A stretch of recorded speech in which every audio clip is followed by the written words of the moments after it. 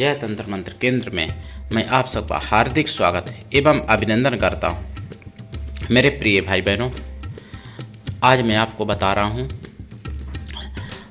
नौ देवियों के अलग अलग मंत्र और नवरात्रि में जिनका जाप होता है 9 दिन करो या फिर तिथि के अनुसार करो, जैसे पहले दिन, दूसरे दिन, तीसरे दिन कौन पहली, दूसरी, तीसरी देवी का। इसके लिए आपको हमारा वीडियो अंत तक देखना चाहिए आपको। और यदि आपने हमारा चैनल अभी तक सब्सक्राइब नहीं किया है तो लाल वाली बटन दबाओ और घंटी भी बजा दो। कोई शुल्क एवं चार्ज नहीं कटेगा। 9 देवियों के मंत्र बताऊंगा। साधना की विधि एक रहेगी, मंत्र के अनुसार कुछ भेद रहता है विधि में, नहीं तो सेम रहती है। इसके लिए आपको हमारा वीडियो अंत तक देखना चाहिए। और यदि आपने हमारा चैनल अभी तक सब्सक्राइब नहीं किया है तो लाल वाली बटन दबा के घंटी बजा के सब्सक्राइब करके और हमारे वीडियो को फेसबुक पर, व्हाट्सएप पर, ट्विटर अकाउंट के माध्यम से और इंस्टाग्राम पर या जहाँ जहाँ आप कर सकते हैं वहाँ शेयर करें। और लाइक और कमेंट करना भी आपका धर्म है। दुनिया में जिसका कोई नहीं मैं उसका हूँ। यदि आपको अपनों ने धोखा दिया है अथवा आपको परायों ने धोखा दिया है तो आप एक बार मुझे अवश्य आजमाएं। हमारा मोबाइल नंबर है 9305 63 71 73। हमसे बात करने का टाइम भारतीय टाइम के अनुसार दिन में दोपहर 12 बजे से 2 बजे के बीच का है। यदि आप सच्चा पवित्र निस्वार्थ दिव्य प्रेम पाना चाहते हैं अथवा सच्चा पवित्र निस्वार्थ दिव्य प्रेम देना चाहते हैं तो आपका स्थान मेरे लिए मेरे प्राणों से भी करोड़ों गुना ऊपर है। मैं राष्ट्रीय अध्यक्ष कृष्णा दल एवं महामंडलेश्वर आप सबसे निवेदन करता हूं, यदि आप मानवतावादी हैं अथवा आप सनातनी हैं तो मुझसे ज़रूर जुड़ें। यदि आप में योग्यता हुई तो मैं आपको पदाधिकारी भी बनाऊंगा अपने संगठन कृष्णा दल में। ये कृष्णा दल हमारा आपका सबका एक परिवार है। आप देश विदेश में, विश्व के किसी भी कोने में रहते हैं, किसी भी जाति धर्म से हैं, कोई दिक्कत नहीं, आप हमारे दिए हुए ज्ञान से भरपूर लाभ उठा सकते हैं। मेरे प्रिय भाई बहनों, मैं आपको बताऊं 9 देवियों की साधना मंत्र। उससे पहले मैं कुछ ज़रूरी बात आपको बताना चाहता हूं। 2026 में 21 मार्च की ईद पड़ी थी मुसलमानों की, और ईद वाले दिन गौ तस्करी बहुत ज़्यादा बढ़ जाती है। मथुरा में कोसी थाने में बताया जा रहा है, कुछ लोग छाता थाने में बता रहे हैं। तो वहाँ पर मतलब दोनों पास ही पास होंगे, तो वहाँ पर बहुत नामी, बहुत प्रतिष्ठित, बहुत ही सम्मानीय, बहुत ही परम पूजनीय महाराज चंद्रशेखर महाराज जी को, जिनको फरसा वाले बाबा जी के नाम से जाना जाता था, जिन्होंने लाखों गौओं का मतलब कत्ल होते हुए बचाया, लाखों गौओं की हत्या बचाई जिन्होंने, और उनकी हत्या कर दी गई 21 मार्च 2026 में। गौ तस्करों ने हत्या की है।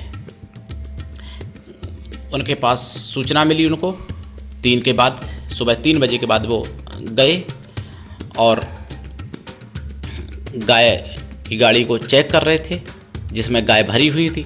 तब तक पीछे से एक ट्रक आया, वो भी गाय से लैस था, मतलब गाय से परिपूर्ण भरा हुआ था, और वो उनके ऊपर चढ़ाते हुए जानबूझ के उनकी हत्या की गई। उनको पहले कई बार धमकियां भी मिली, लेकिन शासन प्रशासन ने कोई उन पर ध्यान नहीं दिया, क्योंकि वो हिंदू थे, गौरक्षक थे, संत थे, इसलिए उन पर कोई ध्यान नहीं दिया और उनकी शासन प्रशासन ने जानबूझ के हत्या करवा दी। मथुरा का शासन प्रशासन, यहाँ भी सरकार तो डबल इंजन की है, ब्रजभूमि है, भगवान कन्हैया जी की भूमि है, लेकिन यहाँ पर कलयुग में हिंदू नामधारी पुलिस वाले जिहादी ऐसे तैनात हैं जो हिंदू संतों की, गौरक्षकों की जानबूझ के हत्या करवाते हैं। सुदर्शन चैनल पर मुझे पता चला होली से पहले भी एक गौरक्षक की हत्या हुई थी और ऐसे कई गौरक्षकों की हत्या हुई है, ऐसा सुदर्शन चैनल पर मुझे पता चला है। 21 मार्च 2026 बिंदास बोल में 8 बजे। और मैं आपको बता दूं, जब उन महाराज जी को मतलब उन महाराज जी की हत्या कर दी, उसके बाद में शासन प्रशासन वाले लीपापोती करके दिखा रहे कि कोहरा था 21 मार्च को। मार्च के महीने में कोहरा होता है कितना, आप लोग समझ सकते हो, और कितने एक्सीडेंट हो सकते हैं कोहरा में मार्च के महीने में, वो भी समझा जा सकता है। तो बताते हैं कोहरा था। दूसरी बात, उनकी पकड़ वाली बात, यानी इतना बड़ा रोड हाईवे, उस पर केवल गौरक्षक और बहुत बड़े महाराज जी, नामी गिरामी संत फरसा वाले बाबा, उन्हीं का एक्सीडेंट हुआ। किसी कसाई का या किसी जिहादी का एक्सीडेंट नहीं हो सका। आगे से भी गाड़ी कसाई की थी, गाय से भरी हुई, जिसको चेक कर रहे थे, तब तक पीछे से गाड़ी चढ़ा दी उनके ऊपर धोखे से। मतलब बेचारियों के साथ धोखा हो गया महाराज जी के साथ। उन कसाईयों ने जानबूझ के गाय की गाड़ी चढ़ाई है भरी हुई उनके ऊपर ट्रक। उसके बाद वो जो हमारे प्रिय भाई बंधु गौरक्षक जो थे, जो उनके शिष्य थे महाराज जी के, उनका सब लेके जब उन्होंने जाम लगाया तो उस हाईवे को छोड़ के और भी कई विकल्प थे। उस हाईवे पर अगर नहीं निकलते रास्ता, तब भी जाम नहीं होती। जो कोई इमरजेंसी के लोग थे उनका काम चल सकता था और देहात की बात थी। लेकिन पुलिस वालों ने उन पर, यानी गौरक्षकों पर ही लाठी बजाई और आंसू गैस छोड़ी। जबकि कुछ नमाज पढ़ के आ रहे मुसलमानों ने पुलिस पर पथराव भी किया, इसलिए कि गौरक्षकों का नाम हो, ये भी षड्यंत्र दिखाना चाह रहे थे। तो उन पथराव करने वाले जिहादियों को छोड़ दिया, उन पर उनकी तरफ ध्यान भी नहीं गया और हिंदू गौरक्षकों पर लाठी भी बजाई। जबकि उनके महाराज जी को, यानी उनके गुरुदेव को मार भी दिया जान से, फिर भी उन्हीं कार्यकर्ताओं पर लाठी बजाई। जबकि वो आंदोलन कर रहे थे बिल्कुल शांतिपूर्ण और मांग कर रहे थे कि इनके ऊपर कार्रवाई हो जिन्होंने हत्या की है गुरु जी की। तो उन पर लाठी बजाई, आंसू गैस छोड़ी गई। अब आप बताओ, मैं बताऊं आपको, आप कैसे आज़ाद कह सकते हो अपने भारत को? कैसे आप कह सकते हो कि हिंदू राष्ट्र है? कैसे आप कह सकते हो कि राम राज्य आ गया है? कैसे आप कह सकते हो कि हिंदू राज्य है? कैसे आप कह सकते हो कि डबल इंजन की सरकार में हिंदुओं की रक्षा है? कैसे आप कह सकते हो? हालांकि योगी तो, माननीय मुख्यमंत्री योगी जी तो महाराज जी बहुत देशभक्त हैं, गौभक्त भी हैं, और उन्होंने निर्णय जो लिया है वो करेंगे भी पूरा शायद।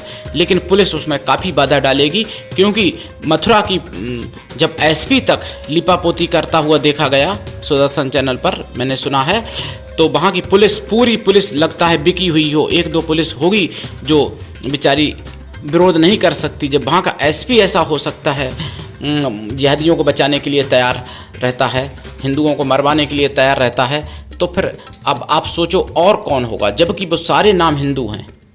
मैंने कहा ना कि ऐसे, मैंने बोला था कई बार कि 10 लाख हिंदू भी सच्चे हिंदू मिलना मुश्किल है। तो नाम जितने पुलिस वाले हैं सबके हिंदू नाम हैं, लेकिन बिके हुए हैं इसलिए हिंदुओं को मरवाने में और जिहादियों को, कसाईयों को बचाने में पूर्ण रूप से जुटे हुए हैं। उनको तनख्वाह उतनी एक महीने में क्या, एक साल में नहीं मिल पाती होगी जितना उनका एक हफ्ते में उनके पास काली कमाई, रिश्वत कसाईयों के द्वारा चली जाती होगी गौ हत्या करके। मेरे प्रिय भाई बहनों, ये बात समझना पड़ेगा आपको और जागना पड़ेगा। और मैं आपको बता दूं, उसके बावजूद हजारों कार्यकर्ता थे गौरक्षक, उनमें से बिट्टू बजरंगी तो बता रहे थे, जुड़े थे बिट्टू बजरंगी जी, कि करीब 50-60 लोग, मेरी जानकारी मतलब वो कह रहे थे, गिरफ्तार भी कर लिया, उनको जेल में डाल दिया, उनको बुरी तरीके से मारा जा रहा है पुलिस के द्वारा। इन्हीं गौरक्षकों को जेल में डाल के मारा जा रहा है। और उनके लिए तो भाई ईद की सेवइयाँ पुलिस वालों के लिए आ गई होंगी पहले ही, तो इसलिए वो सेवइयाँ ईद की खा कर के इतने मस्त हो गए हैं कि अपना हिंदुत्व ही भूल गए हैं। अपने पिता और माता को लजा दिया है उन्होंने। ऐसे बेशर्म हो गए हैं पुलिस वाले, जो कि हिंदुओं को ही मरवा रहे और हिंदुओं को ही जेल में डाल रहे और हिंदुओं की हत्या करवा रहे साजिश के तहत, और हिंदुओं को ही जेल में डाल रहे।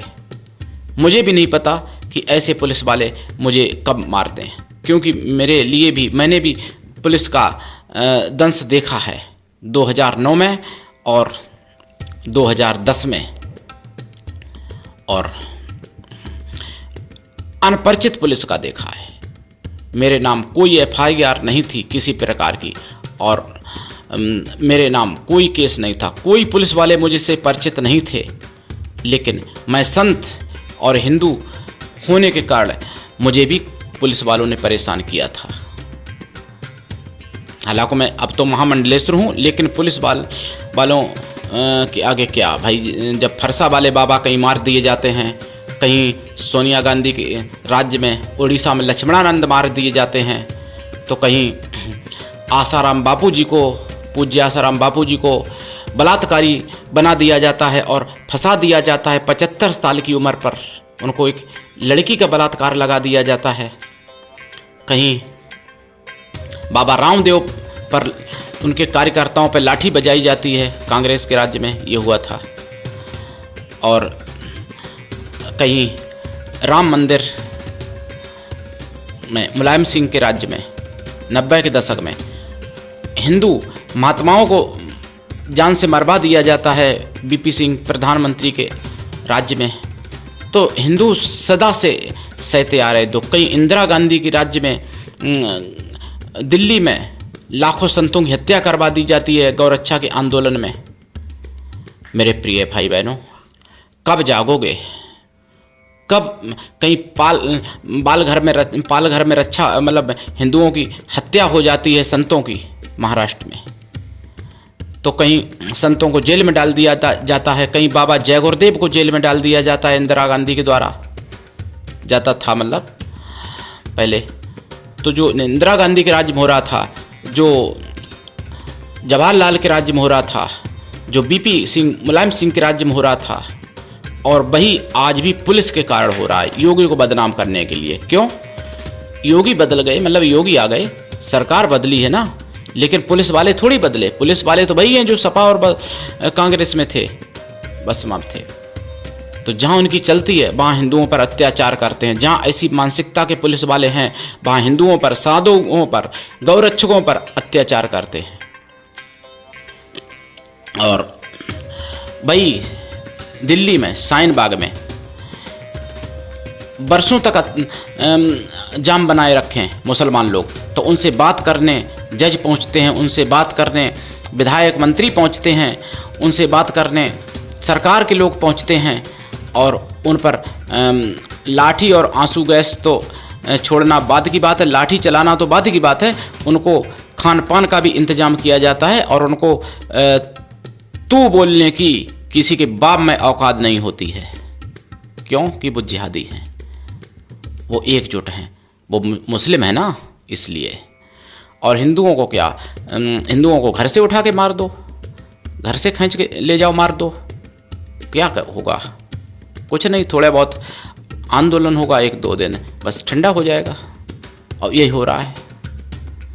लेकिन माननीय आदित्यनाथ योगी जी महाराज से मेरा निवेदन है, उनके चरणों में कोटि कोटि प्रणाम करते हुए, कि ध्यान दो ऐसे जिहादियों पर और ऐसे सुअर के बिष्टा में पलने वाले कीड़ों पर ध्यान दो और उनको मसल दो, नहीं तो आपकी भी सरकार स्थायी तो भाई अमर नहीं हो गई। आपकी सरकार भी जाएगी। और अगर हिंदू गुमराह हो गया, हिंदुओं को गुमराह करने के लिए बहुत षड्यंत्र किए जा रहे, अगर हिंदू गुमराह हो गया और बीजेपी की सरकार चली गई केंद्र में और प्रदेश में, तो दोबारा आना संभव नहीं होगा, क्योंकि फिर हिंदू ही नहीं रहेगा जो दोबारा आपको सरकार बना सके। मुसलमान आपको कभी सरकार में नहीं आने देगा, नहीं तो अफगानिस्तान में बना के दिखाओ सरकार अपनी, भारत का ही तो अंग था, कभी नहीं बना पाओगे। तो इसलिए माननीय योगी जी से मेरा हाथ जोड़ के पैर छू के निवेदन है, और माननीय प्रधानमंत्री मोदी जी से भी मेरा निवेदन है हाथ जोड़ के पैर छू के, कि ऐसे जिहादियों पर कार्रवाई, कठोर कार्रवाई करें, बाबाई के चक्कर में ना पड़ें, विदेश में सम्मान होगा या अपमान होगा, इसके चक्कर में हिंदुओं को न मरने दें। हिंदू ही आपको लाए हैं यहाँ तक, और अगर हिंदू आपका साथ नहीं देंगे तो आप मतलब 5 साल के लिए तो आते हैं ना, सरकार तो 5 ही साल के लिए होती है ना, इसलिए समझना चाहिए इस बात को। और मैं क्या कहूँ, वोट तो मैं भी कमल में ही देता हूँ, हमेशा खुल के कहता हूँ चैनल पर, और देता भी हूँ, खुल के कहता हूँ कमल में वोट दिया मैंने, मैं कोई छुपाता नहीं हूँ अपना वोट। लेकिन भाई मैं क्या कहूँ, अब कुछ कहते भी नहीं बनता, यही कहना चाहता हूँ, वो भी निवेदन के साथ, प्रार्थना के साथ, और करबद्ध निवेदन के साथ, बल्कि चरण स्पर्श के साथ, मेरे प्रिय भाई बहनों, आप लोगों को जागना चाहिए। ये इसलिए हो रहा है, हिंदू एकजुट नहीं है। हिंदू जब एकजुट हो जाए तो बीजेपी की तो बात ही क्या, कांग्रेस सपा बसपा भी आपका साथ देगी। थोड़ा सा देखा था एकजुट हिंदुओं को तो राहुल ने भी जनेऊ कोट के ऊपर डाल लिया, पप्पू ने भी, और मंदिरों में पप्पू जाने लगे थे एक समय। तो ये आपको बात समझनी पड़ेगी और पप्पू टप्पू गप्पू को मतलब पप्पू टप्पू और अप्पू को, इनको सबको सबक सिखाना पड़ेगा, ऐसे समझ लो आप। तो अब मैं आपको साधनाओं के बारे में बता दूं, क्योंकि नवरात्रे का समय चल रहा था। नवरात्रे का यानी तीसरा दिन था 21 मार्च को, तीसरी चंद्र घंटा का दिन, जिस दिन हमारे पूज्य संत की हत्या हुई। हालांकि हत्या गौरक्षा में हुई, पुराणों में वर्णन है। गौरक्षा के लिए और ब्राह्मण रक्षा के लिए, संतों की रक्षा के लिए जो प्राण दे देता है उसको स्वर्ग में स्थान मिलता है, कितना भी पापी हो तब भी। और वो तो महान संत थे, उनको तो शायद है कि गौलोक, शायद क्या निश्चित है मेरा मानना कि गौलोक ही प्राप्त हुआ होगा और भगवान कृष्ण के चरणों में विलीन हो गए होंगे वो महाराज जी। लेकिन प्रश्न यहाँ पर है कि ऐसे संतों की हत्या कब तक सहेंगे हिंदू हम लोग? नहीं सहना चाहिए। उनको तो गौलोक प्राप्त हो गया, महाराज जी को भगवान कृष्ण के चरण प्राप्त हो गए, चरणों में विलीन हो गए भगवान कृष्ण के। और मैं चरणों की क्या कहूँ, मैं तो कहता हूँ भगवान कृष्ण के हृदय में विलीन हो गए, ऐसे संत हो जाते हैं। लेकिन हमारा आपका फर्ज क्या है? क्या आपका बेटा की हत्या हो जाती तो क्या आप घर में चुप बैठते? आपके भाई की हत्या हो जाती, आपके बाप की हत्या हो जाती तो क्या आप चुप घर में बैठते? हिंदू भाई बहनों, जागो, कुछ शर्म करो। अगला नंबर आपका है। आपके घर में भी आने वाले हैं वो जिहादी की भीड़। बांग्लादेश में जैसे आते थे ना, मुर्शिदाबाद में आते थे, बंगाल में, केरला में आए, कश्मीर में आए, ऐसे आपकी भी बारी आने वाली है। अपनी बारी का इंतजार नहीं करो, नहीं तो फिर नहीं बच पाओगे। कोई नहीं बचा, जिनकी बारी आती है फिर वो नहीं बच पाते। इसलिए अपनी बारी से पहले ही ऐसा प्रयत्न कर लो जो आपकी बारी ना आए। अभी थोड़ा सा समय बचा है, कर लो उपाय। और बच्चों को चरित्रवान बनाओ, अच्छे संस्कार दो, संतानें ज़्यादा से ज़्यादा उत्पन्न करो और बच्चों को अच्छे संस्कार दो। वेद पुराण पढ़ो और पढ़ाओ बच्चों को। अस्त्र शस्त्र घर में रखो, चलाना सीखो और बच्चों को चलाना सिखाओ। और एकजुट रहो, संगठित रहो। यही 5 उपाय करोगे तो बच जाओगे। छठवां कोई उपाय है नहीं। और सिद्धियां साधना करो, वो तो एक अलग उपाय है, आध्यात्मिक उपाय है। वो एक उपाय है, सिद्धियां साधना करो और उनसे बचाओ। क्योंकि आपके पास ना पैसा है पर्याप्त, ना आपके पास अस्त्र शस्त्र हैं और ना आपके पास संख्या है। तो आपका क्या होगा? पुलिस आपको बचाने नहीं आएगी। पुलिस जब अभी हिंदुओं को मरवा रही है, मथुरा की पुलिस संतों को मरवा रही है, तो फिर आगे पुलिस जब उन्हीं की होगी, संख्या उनकी ज़्यादा होगी, तो वो हर विभाग में होंगे। तो फिर आपको साथ क्या होगा? बांग्लादेश में भी पुलिस थी, कितने हिंदू मारे जा रहे अभी तक, 1 साल से ऊपर हो गया, और पहले भी मारे जा रहे हिंदू थे। कहाँ पुलिस ने बचा लिए कोई हिंदू? और ना भारत में बचा पाएगी पुलिस। बचना आपको खुद पड़ेगा जब आप बचना चाहोगे। तो 9 देवियों की जो साधना है मैं आपको बता दूं। देखो, शैलपुत्री का मंत्र है, बताने हालांकि मैं बता देता हूं, अगले नवरात्रे में भी काम कर सकते हो। ओम क्लिंग श्रिंग शैलपुत्रियाय नमः। दूसरा, ओम ह्रीं ब्रह्मचारिणी देव्यै नमः। तीसरा, ओम ह्रीं क्लीं चंद्रघंटाय नमः। चौथा, ओम ह्रीं क्लीं श्रीं कूष्मांडा देव्यै नमः। चौथा, ओम ह्रीं क्लीं श्रीं ईं स्कंद माताय नमः। 5वां ये मंत्र है स्कंद माता का। चौथा, ओम ह्रीं क्लीं कूष्मांडाय नमः भी कर सकते हो, और 5वां स्कंद माता का बता ही दिया। अब 6वां मंत्र है, ओम ह्रीं क्लीं श्रीं ऐं कात्यायनी क्लिंग कात्यायनी देव्यै नमः। और 7वां ओम ह्रीं श्रीं क्लिंग कालरात्रियाय नमः, या फिर ओम ऐं ह्रीं क्लिंग श्रीं क्लिंग कालरात्रियाय नमः। और ये 7वां मंत्र है, 7वीं देवी का। मतलब मंत्र तो हमने दो भी बता दी किस देवी के, कुछ देवियों के। और 8वीं देवी का ओम ह्रीं महागौर्यै नमः नमः मंत्र। नवमा मंत्र यह है ओम ऐं ह्रीं क्लिंग सिद्धिदात्री दुर्गाय नमः। 10वां मंत्र है ओम ऐं ह्रीं क्लिंग श्रीं अपराजिता दुर्गाय नमः।